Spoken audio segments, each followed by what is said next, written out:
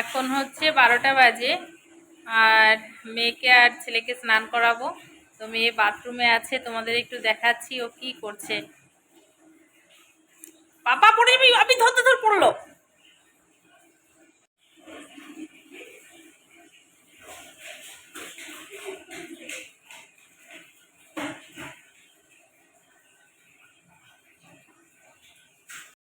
তো মেয়েকে স্নান করিয়ে আর তোমাদের সাথে দেখা হয়নি, একবারে সন্ধেবেলায় দেখা হচ্ছে। কারণ এত ব্যস্ত থাকি না, সারাদিন বাইরে থাকি, বাড়িতে তো আর থাকা হয় না যে আমি কাজের ক্ষেত্রে আমি কোনো ভিডিও শেয়ার করি না।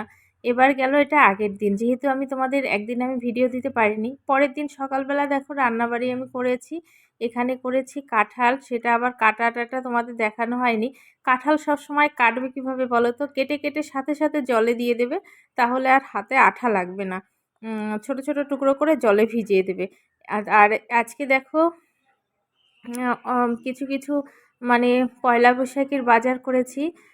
পয়লা বৈশাখ বলতে কি বলো তো, এই জিনিসগুলো সবসময়ই লাগবে আমার ছেলে মেয়ের। আর এই যে একটা শার্ট এনেছি বাবার, বাবা হাফ শার্ট পরতে খুব ভালোবাসে, আছে তবু এনেছি যে নিজের টাকায় আর কি, তাই না বলো? দিতে সবাইকে মানে নিজের থেকে অন্যকে দিতেই বেশি আনন্দ। আর আমার মেয়ের জন্য যে 3টে জামা এনেছি, ফিতে বাঁধা জামাগুলো। আর একটা জিনিস এসছে, এটা আমি অর্ডার করেছিলাম, এটা আমি আজকে আনিনি, এটা মিশো থেকে অর্ডার করেছি, আজকে এসছে।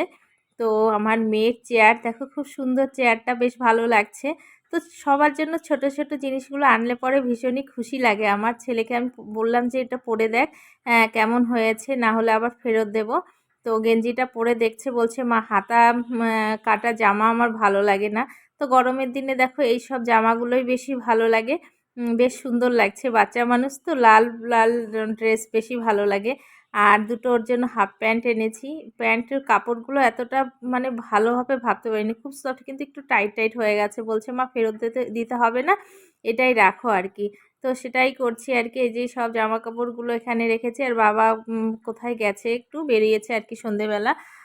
তো সেই জিনিসগুলো বাবাকে আর কি শার্টটা পরানো হয়নি। আর আমার পতিদেব এসে দেখছি অনেক কিছুর আয়োজন করেছে।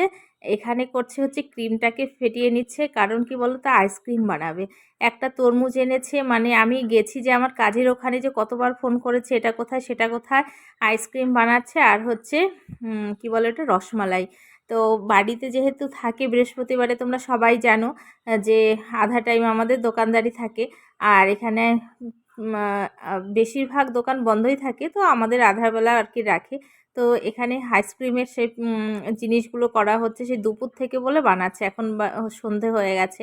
তো ছেলের এই গেঞ্জিটা আর এই প্যান্টটা পরতে বললাম, তো বেশ ভালো লাগছে। আর মেয়েকে দেখো জামাটা পরিয়ে দিয়েছি, ও ঘুমিয়েছিল এতক্ষণ। তো এখন ওর ঠাম্মি নিয়ে এলো, তো জামাটা পরিয়েছি। আর পিঙ্ক কালারের জামা, পিঙ্ক কালারের ডাইনিং টেবিল, বেশ ভালো লাগছে। অ্যাকচুয়ালি আমার এই টেবিলটা কেনার উদ্দেশ্য হচ্ছে ওর খাবার ও থালাতে বা বাটিতে দেবো, তো তো থালা বাটি উপর করে ও মানে ফেলে দেয় উপর করে সেই খাবারটা। আর এটার মধ্যে আমি ডাইরেক্ট দিতে পারবো, এটা খোলাও যায় টেবিলটা আর কি, উপরের এই যে খাবারের জায়গাটা।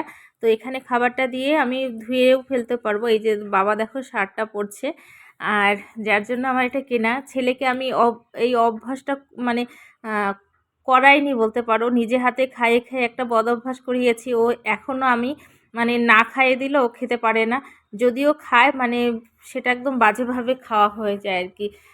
3 ভাগের 1 ভাগ খাবে, 2 ভাগ ফেলে দেবে। আর এই যে দেখো তরমুজটার এখন প্রিপারেশান হচ্ছে, আধাটা তরমুজ খাওয়া হয়েছে, আর এটাকে তুলে ফেলছে, মানে ভেতরের তরমুজটাকে সুন্দর করে চেঁচে নিচ্ছে।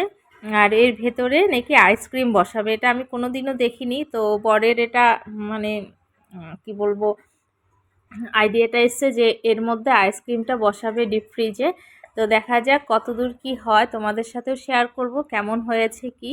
আর এরপরে নাকি আবার বানাবে হচ্ছে রসমালাই। তো একবার বাজার যাচ্ছে আসছে, কতবার যে বাজার যাচ্ছে, এটা কই সেটা কই। আর সিঙ্কের মধ্যে আমার বাসনের ঢিপ হয়ে গেছে, মানে যেটা একটু লাগাচ্ছে কাজে সেইটাই আবার সিঙ্কের মধ্যে রেখে দিচ্ছে। তো যাই হোক, ওগুলো আমার মাজতে হবে। আর আমার শরীর ভীষণ টায়ার্ড লাগছে, সারাদিন সকালবেলা থেকে রান্নাবাড়ি করে বাইরে গিয়ে কাজ করে আবার এসে এই সমস্ত করা না খুব খারাপ লাগছে। তার মধ্যে আমি ছেলেকে হোমওয়ার্কও করিয়ে নিয়েছি সন্ধেবেলায়। আর এই যে দেখো এটা কমপ্লিট করে নিয়ে আমার মানে ছেলে আবার কি করছে, নিজে মাতব্বরি করছে। আর এদিকে মেয়েকে বসিয়ে দিয়েছি কয়েকটা মুড়ি আর হচ্ছে মোয়া দিয়ে, তো ও বারবার করে ফেলে দিচ্ছে। আর এই ডাইনিং টেবিলের আরেকটা কি বলতো ভালো গুণ, বসার জায়গাটাতে আবার প্যাপু প্যাপু আওয়াজ হতে থাকে।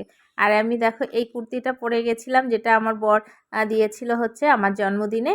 বেশ ভালো লাগছে, আমার কুর্তিটা ভীষণ পছন্দ হয়েছে। কারণ কি বলতো, এতটা সফট আর খুব মানে পরে আরাম লাগে আর কি, যার জন্য আমার খুব ভালো লেগেছে। আর এই যে দেখো মানে আইসক্রিমের তোড়জোড় চলছে এখানে।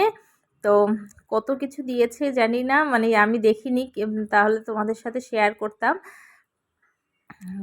তো লাস্ট এই ক্রিমটা মেশাচ্ছে আর কি, কিসের মধ্যে যেন রেখেছিল। নুনিয়া চাল দিয়েছে একটু আধা ভাঙা করে, তারপরে দুধ, এগুলো তো লাগবেই। আর কি কি দিয়েছে আমি বলতে পারবো না। তো লাস্ট ফিনিশিং এটা আর কি। আর এই যে দেখো এই তরমুজের আধাটার মধ্যে এটা আইসক্রিমটা এখন বসাবে আর কি। আমি বলছি একটু দেখাও কেমন হয়েছে। তো এখন ডিপ ফ্রিজে বসিয়ে দিচ্ছে, এটা নাকি 8 ঘন্টা লাগবে আইসক্রিমটা তৈরি হতে। তো আজকে বোধহয় আর খাওয়া হবে না, কারণ এখন বাজে কটা হবে, 7টা, 7:30টার মতো বাজে। তো 8 ঘন্টা হতে হতে তোমার কটা বেজে যাবে।